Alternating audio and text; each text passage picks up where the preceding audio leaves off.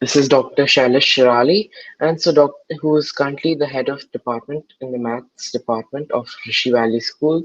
And so, Dr. Shailesh, can you give us a brief of what was your main motivation to work in the education field, and what did you study? Unfortunately, that's a very long story, so I'm not sure if I can cut the long story short. If you have some patience, please do listen. Um, I think when I was a school student, I had a dream of becoming a scientist. I had a very deep interest in science and in mathematics, both, I would say, both mathematics and science. I also loved history and I loved nature. I loved animals. In fact, I loved so many different things. I didn't really have any desire to become any one thing, except briefly, fleetingly, I thought in terms of becoming a scientist when I was somewhere in the middle school. Hmm.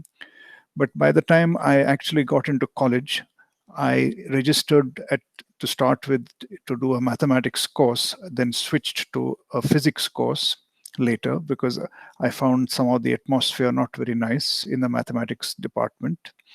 I completed the physics degree, ended up changing my subject line at that point. I went in to do management, but I retained my love of mathematics all through. No matter what other things I did, I always had this deep love of mathematics. So after my master's degree in management, I ended up doing a PhD, which was more in the mathematical side of management. It's a subject called operations research, which is a highly mathematical aspect of management science. So after completing that, I taught for a little while in a university. Meanwhile, I must also mention this, that I have been a very deeply interested in the teachings of the religious philosopher and educator called J. Krishnamurti. And when I was doing my PhD, I decided that I would drop out of this academia, this what is called academia, joining a university and doing research and so on, and join a school. And partly it happened for a variety of reasons, partly philosophic, partly religious, partly the fact that these schools are in very beautiful natural places. And also, I loved to teach. In fact, that love of teaching first developed when I was doing my PhD, because as part of the PhD, I was a teaching assistant. I was required to teach, though I was teaching much older people, undergraduates, not school children.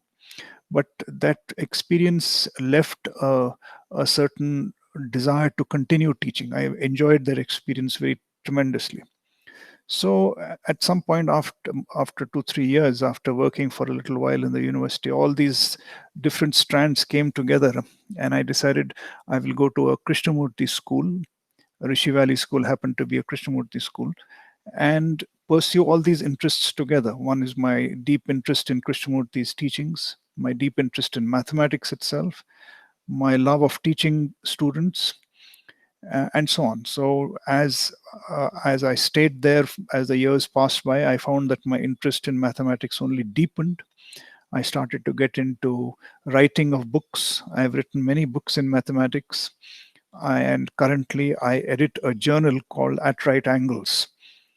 So the interest in mathematics has led me in all these different directions. And so I would say, the in answer to your first question, what was your main motivation to work as a teacher? It's all these things. It's not a single thing. It is a love of nature which led me to that school. It's a love of Krishnamurti's teachings. It's a love of mathematics, and it's a love of teaching. So all these three, I cannot really separate all these one from the other. All these came together and ended up making, playing a part in my becoming a teacher. Now I can also I can answer the second part also. Shall I go on to the second question? I'll just answer the question, don't worry. Okay. So No, I one think one minute. Is there anything further about question one that you'd like to know? no, No. Okay, go on, please. okay.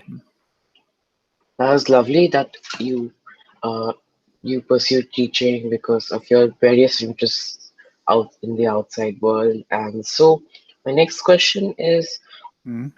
so what are the soft skills and hard skills students should possess if they are interested in working in the education field?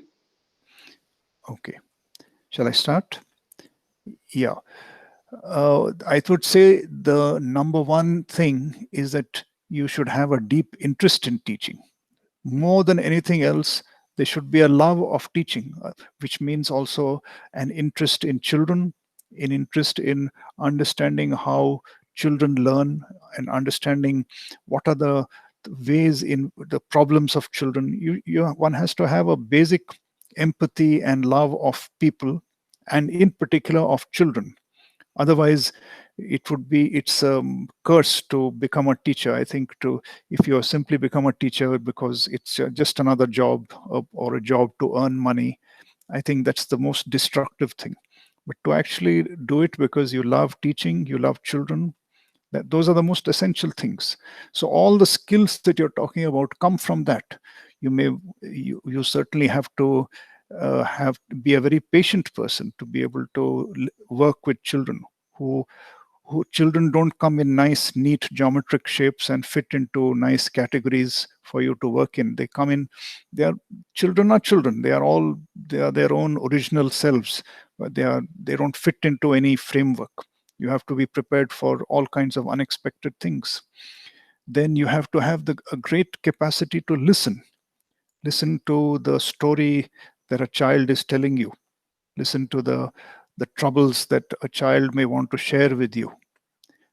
Listen to the whole story. That is child may not be telling it to you in the form of a story, but if you're very alert, if you have that ear of sympathy and empathy, and you're willing to listen, you can hear so much that the child wants to say, even if he is not actually saying it in those many words. So you have to have all that quality, and you have to love your own subject. You have to it to teach any subject but not have a love for it, I think, can make it into a very painful activity. It can be painful for you, and it can be painful for the child also, because after all, why are you teaching? What is the purpose of your teaching? It is to create a certain love in the child for something, either for a subject, or a love for life itself, or a love for human beings, a love for nature. You have to communicate a certain love for something or the other, and which means you have to be prepared to work in that area. So all these qualities come together. Your patience, your interest in a child, your ability to listen, your ability to not to hold yourself back, because it's not you who are important, it's the child who is important. You have to know when to sort of fade into the background. So all these things are of great importance. I don't like to call them soft skills. They are absolutely necessary parts of your whole being. You can call them, if it's okay to call them soft skills, but I would consider them as essential aspects of your being itself if you want to actually teach. Because teaching should not be considered as simply a career option. It's much more than that. It is something, because you're dealing with the life of a child, and therefore it's not, you don't view it as a stepping stone to something else. You're not doing it casually in passing. You're just it's like an interlude between one thing and another. It's something you have to dedicate your life to me. I consider it to be a very important uh, vocation. Rather than a profession, I would call it a vocation, something which you give your whole life to. That's some great advice. That's Mhm. really interesting. And so, what guidance do you have for students who are interested in pursuing a career in teaching or just in the education? Yeah, let me provide a bridge between the previous question and this question, since you specifically said in the educational field. Of course, educational field also includes the college level. Now, naturally, at the college level, you are not so emotionally linked to the child. You the higher up you go in the academic scale, the more distanced you also become from the student. At say, if you're while you're doing a master's degree, the whole engagement between teacher and student becomes an intellectual one, an academic one. Whereas at the school level, it's more of an emotional one where listening is the most vital thing of all. So, but since your question also included that level, uh, I would say the main thing is your interest in learning, your interest, your ability to read a book and to actually get to find out the essence of what a book is saying, what a paper is saying. You have to have the interest in learning for your life. It's you don't stop at school or college or at any particular level. To the desire to keep learning all through your life, that's one of the most important things. So what guidance would I give students who are considering taking up a similar career?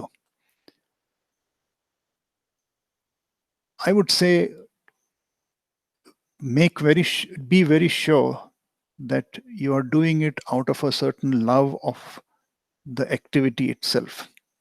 Do not view this as a stepping stone for any other career which may provide you with greater benefits, greater money, greater reward in some financial sense.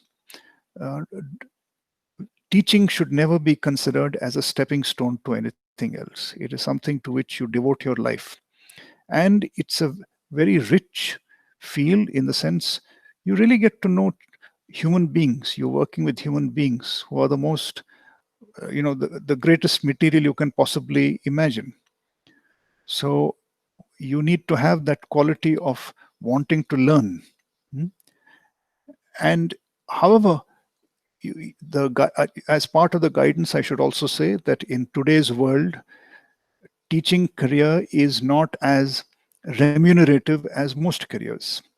So, if, for example, you are very you want to earn a great deal, you want to be able to travel all over the world, have lots of money. I'm afraid you will land up in conflict if you go in for teaching. You may end up with a conflicting situation. You may say, "Oh, I have done all this, but I'm not earning enough. I'm not I don't have such a big house, big this, big that." So it's very important that in the later part of your life, you don't start regretting what you did in the early part of your life. So your intentions and your values, you have to be very clear about them.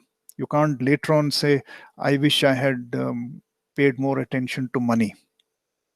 You need to be clear right at the beginning that money matters this much, and I'm not going to give more importance than that to money. You have to be able to be very clear in your mind that uh, it's not going to twist your decisions in life, because money can start to corrupt your whole outlook. Okay. Yeah. So that's really interesting too, how what motivation you should have, and that you should not pursue teaching only for money. And I think that's really a relevant advice. And so that thank you, Dr. Shailesh. Thanks so much for your Okay. time, and Thank good you very luck on much. your work. Good luck to you, and thank you for goodbye.